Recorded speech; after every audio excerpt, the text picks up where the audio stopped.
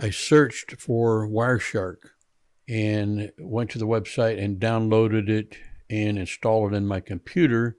I'm going to open it now, and this is what it looks like when it comes up, and it is actually scanning right now.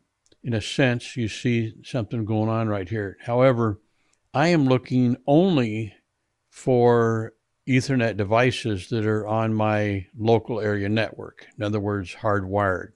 So I'm going to go up here and I'm going to uncheck wired.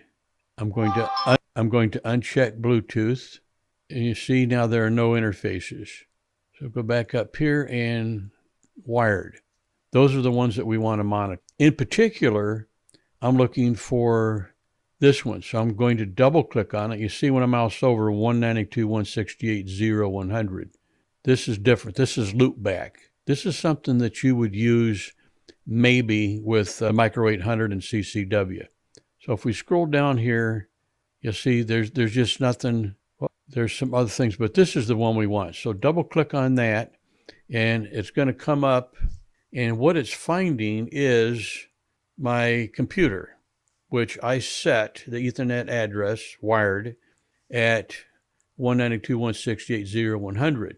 And you don't see anything else, but what I'm going to do is I'm going to turn off the power to the SMD 17E and then turn it back on, and look, there they are, 40, 41, 42. Now I've got all three of them showing up, 40, 41, and 42. But if I wanted to just find one, in other words, it says 40, 41, and 42, that doesn't tell you which is which. So I'm going to do this again, but I'm going to unplug two of them. And I'm going to cycle power again. Power's back on. And there we are, 40.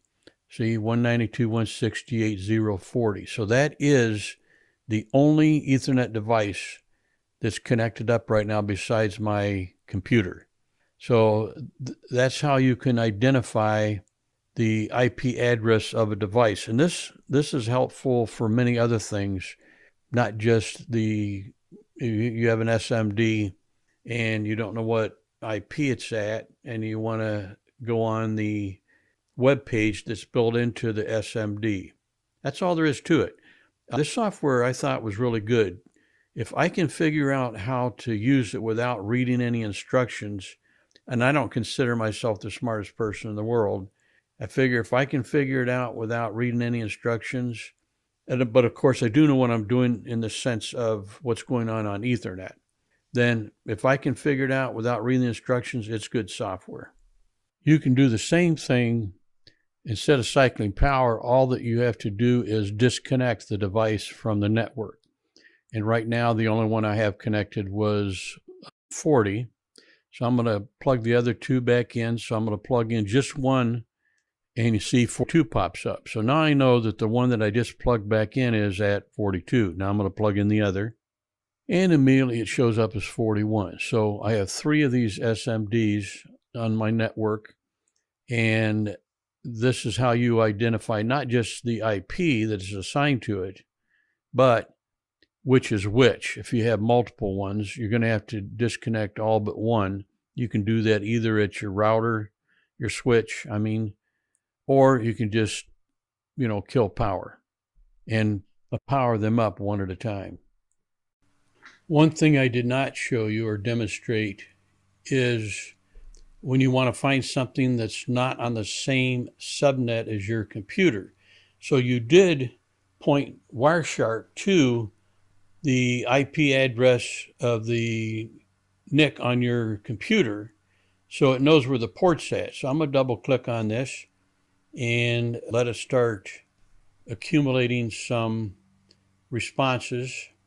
And okay, so you can see 192.168.0.100, that's my computer. Now I'm going to turn on a device and put it on my electrical network, but it's not at the same subnet. See, 100, 100, 100, 130. That is my programmable safety relay, my CR. And 100, 100, 100 is not the same subnet as 192.168.0. So this works regardless of the subnet. I'm sure there's got to be some exceptions, but this definitely is performing in every way that I hoped that it would. Thank you.